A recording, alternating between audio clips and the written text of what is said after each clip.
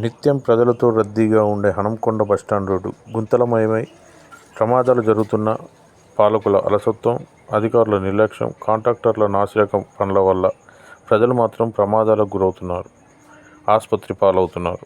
చిన్న చినుకు పడితే చాలు హనంకొండ పోలీస్ స్టేషన్ నుండి బస్టాండ్ చుట్టూరా బురదమయమై గుంతలు ఎక్కడ ఉన్నాయో తెలియకుండా నీరు నిలుస్తుండటంతో వాహనదారులు, బాటసారులు ప్రమాదాలకు గురవుతున్నారు. ఇప్పటికైనా పాలకులు ప్రజలకు ప్రమాదాలు జరగకుండా తగు చర్యలు తీసుకోవాలని కోరుతున్నారు.